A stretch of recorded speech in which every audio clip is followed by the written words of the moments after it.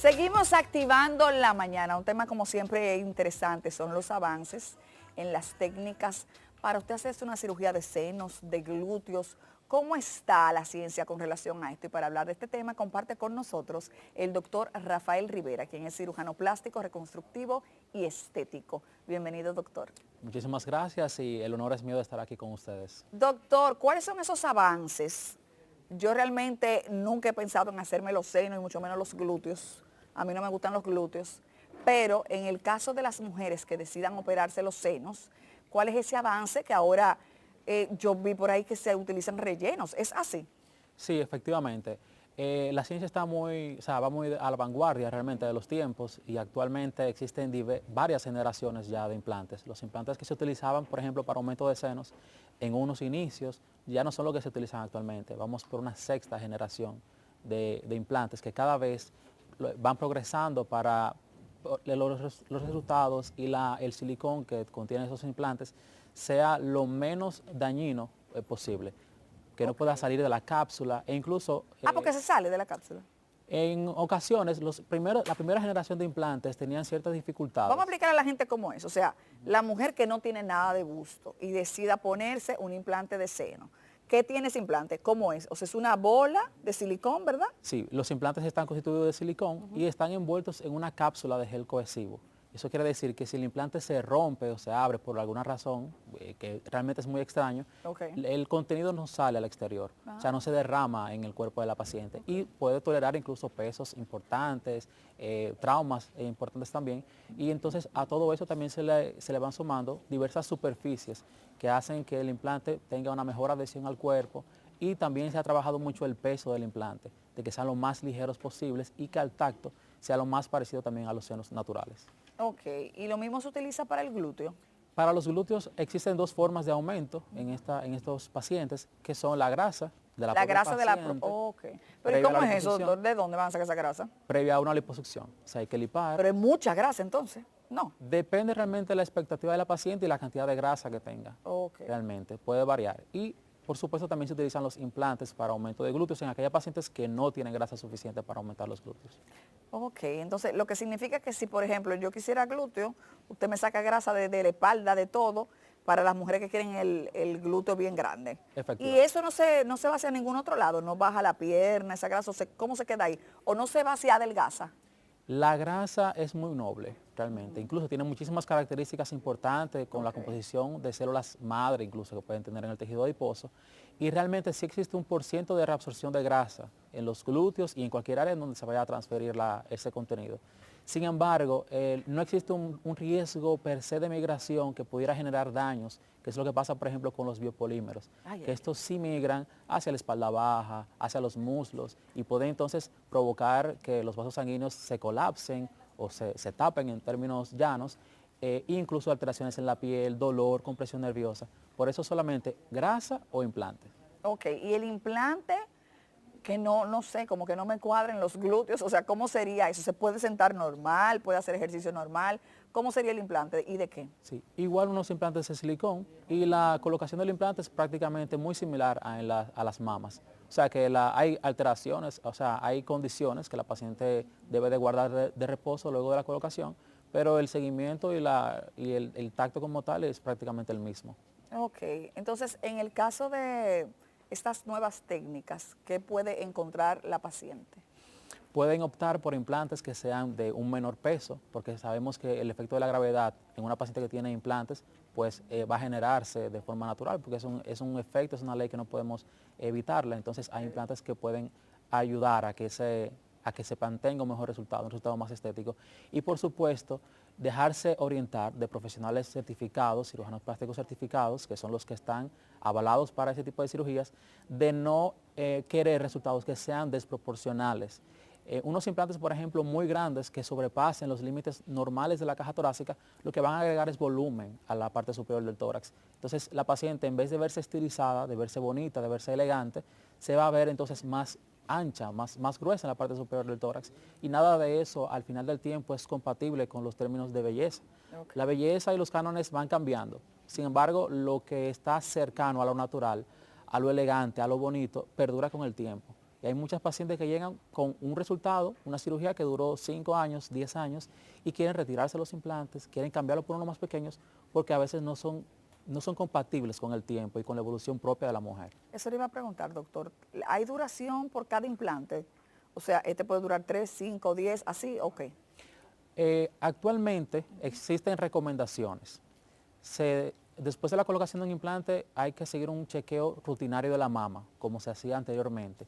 Y de los implantes es importante un seguimiento a través de resonancia magnética, que va guiado con el médico. Obligatoriamente con resonancia magnética. Para identificar la cápsula, para ver si hay una alteración estructural, obviamente si hay síntomas, de lo contrario no, es bueno la resonancia, es el gold estándar indicado para eso. Okay. Ahora bien, si los senos, si en la sonografía, en el tacto, la paciente no nota nada, realmente a los 10 años, 5 años, pudiera estudiarse con ese tipo de estudios complementarios que son un poquito más profundos, y se recomienda, porque no es una ley mandatoria, que cada 10 años sí se puede optar por el cambio de implante. O sea que cada 10 años yo tendría que cambiarme ese implante. Si en la resonancia hay algún dato de un daño estructural, sí, eso es recomendable. Pero espérese, una señora que vaya para 70 años ya, que ese implante se venció, para decirlo así, ¿no es un poco riesgoso una cirugía para quitarle ese implante porque tal vez no le interesa ya, o tal vez ponerse uno nuevo? Porque no es lo mismo a los 20, a los 30, 40, que ya con 70 años. Hay que ver qué expectativa, qué motivo tendría esa señora de 70 años de recolocarse unos implantes. Cuando llegan generalmente a esa edad, lo que optan es por un retiro y una reconstrucción sin implantes, porque ya agotaron lo que es ese gusto o ese deseo en particular de exhibir un escote. O sea que eso varía también mucho con la edad y con cada paciente. Cuando usted dice una reconstrucción sin implante, ¿quiere decir que se puede tener volumen del seno sin implante? Se puede lograr tener ¿Y volumen del cómo? seno con implante. Bueno, con el propio tejido de la paciente. Sí. Hay que hacer una reconfiguración estructural de la mama, tratando de dar proyección, por ejemplo, en el polo superior de la mama, que es lo que simboliza el escote, tratando de quitar un poquito de contorno en la parte lateral de la mama, asistido de liposucción, y también se puede utilizar la inyección de grasa en las mamas. Sí. Sí, especialmente para la parte superior e interna de las mamas, y dar esa forma redondeada, que es la que la mayoría de las pacientes buscan. ¿Y la cicatriz de eso? ¿Cómo es? La cicatriz depende de la técnica quirúrgica y del abordaje que necesita la paciente. Hay pacientes que para un aumento con una cicatriz en el surco que se oculta con la caída natural de la mama no se nota, e incluso pudiera decir que no tiene cirugía. Hay otras que necesitan o que requieren una cicatriz alrededor de la areola solamente, pero hay otras que sí requieren una cicatriz en LJ, en ambos lados, o en T invertida. Pero también para eso existen alternativas. Hay muchos pacientes que se preocupan por la cicatrización, de cómo va a quedar, cómo se le va a ver, pero existen herramientas, tratamientos que son tópicos o tratamientos que son inyectados. Hay otros ¿Y tratamientos. funciona eso, doctor, para una mujer que cicatrice mal, que tenga queloide? Funcionan, pero de la mano de un seguimiento estricto. Es importante que la paciente no solamente vaya a una primera consulta, sino que de manera rutinaria vaya chequeándose y haciendo un soporte continuo con su cirujano plástico, con un dermatólogo. Entonces ahí uno puede dar una mejor orientación. Y si existe ya el queloide, también se puede resecar. Cuando usted habló de los biopolímeros, en el caso de una mujer que quiera hacerse glúteos y le digan que le van a poner, no sé si el ácido hialurónico funciona para eso, pero que es lo que yo he escuchado, que le ponen ácido hialurónico, decirle que le van a poner también grasa. ¿Cómo saber que es su grasa y no que le están poniendo algo añadido? En cirugía plástica pudiéramos decir que si es muy bueno, hay que cuestionarlo. Si es muy barato, si es muy rápida la recuperación, si es muy express, porque realmente el costo operacional de la cirugía plástica no es barato.